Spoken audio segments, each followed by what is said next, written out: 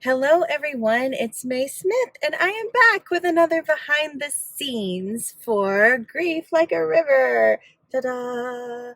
Currently, I am in the car. I am waiting for dinner to get done. So I'm picking up some pizza for the family. It's our pizza night. Let me see if how. Oh, it's not so bad. It's not so bad. Haha. So I'll take off my sunglasses so you can see my eyeballs because that's where a lot of the emotion comes from whenever reading is happening. So this is Grief Like a River. It is a poetry book that has come out and is available on Amazon. You can type in Grief Like a River in the search box, or you can go directly to storyswell.net/books in order to get all of the links and the pretties that you can find there. So the poem I'm going to read today is called Master Grievers. When I was writing this poem, I was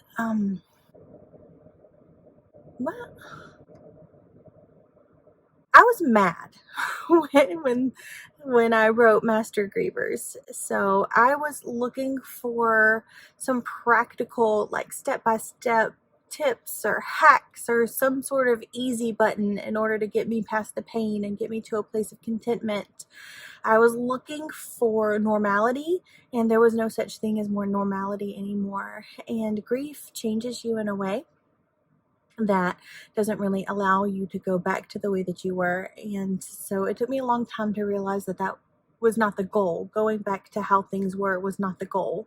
It was trying to figure out how to live as you with this sitting with you and finding a place of contentment in the loss. So I had not learned that yet, and I was looking for the leaders. I was looking for the master grievers, and I could not find them. So I wrote this poem when I was in search for those, and I was feeling very alone. I was feeling very isolated. I was also like, there would be moments of hope, but then they would turn out to not have the outcome of what I was expecting or what I was wanting to happen. And I'm a very stubborn girl as well. So I probably had my own ideas about how this should all work out and how this should all be. And so heeding other people's advice is sometimes something that I'm really good at, and then sometimes I'm not. So Master Grievers is page 46 in here. And there's also like imagery of cranes and frogs and mountains and relics in this one. I've always enjoyed archaeology.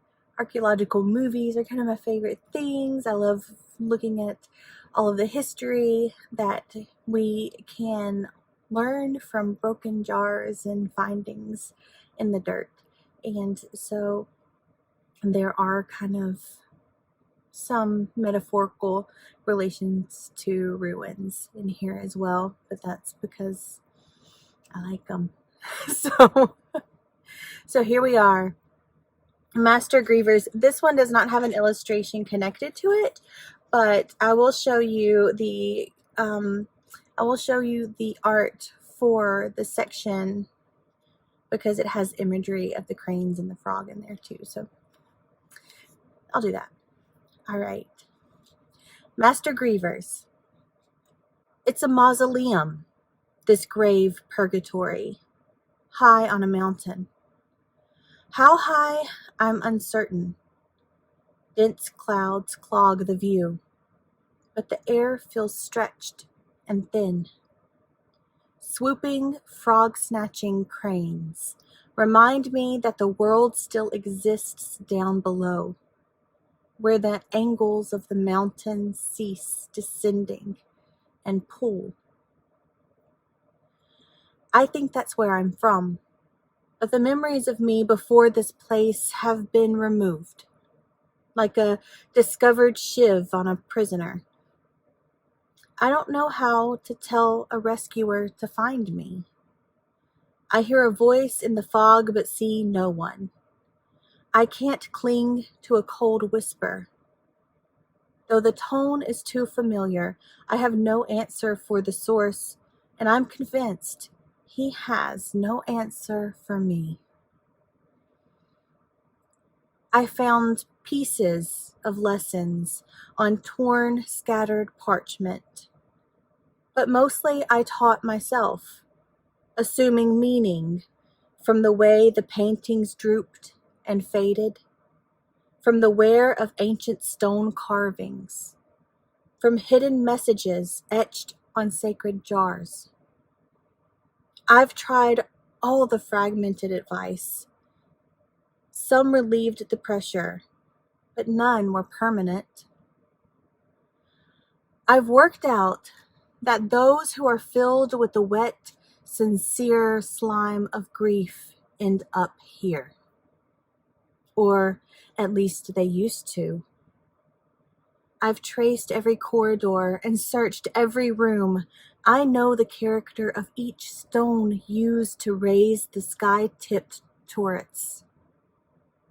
And no soul remains, except the disembodied voice. Where are all the master grievers, the advisors of life, who can teach me how to exist again? Did they find freedom from the mausoleum, or are they buried under stone? Do they chuckle in the shadows, or did they fling themselves into the fog? Do they turn their backs because they know the answers are down the mountain and I'm afraid of heights?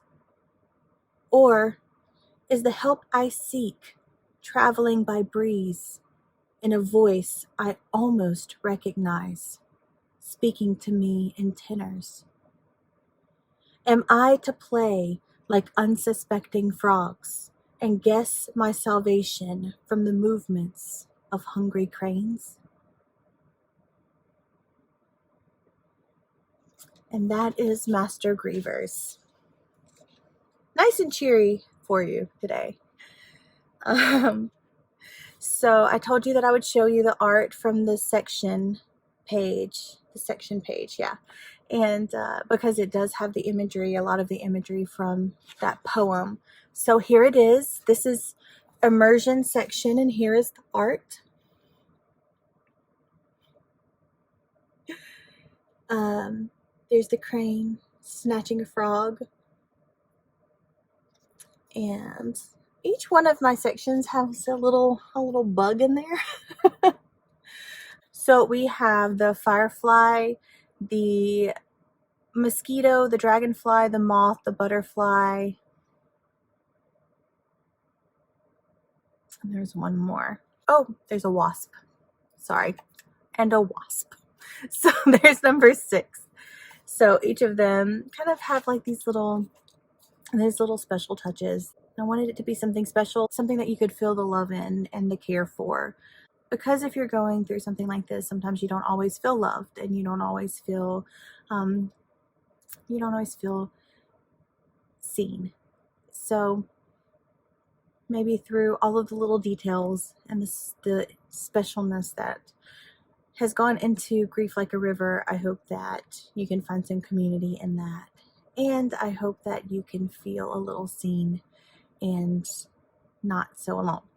So that's it for today's behind the scenes. Grief Like a River is available in paperback, ebook, or Kindle Unlimited. So if you are interested, you can go to Amazon, or you can go to storyswell.net/books.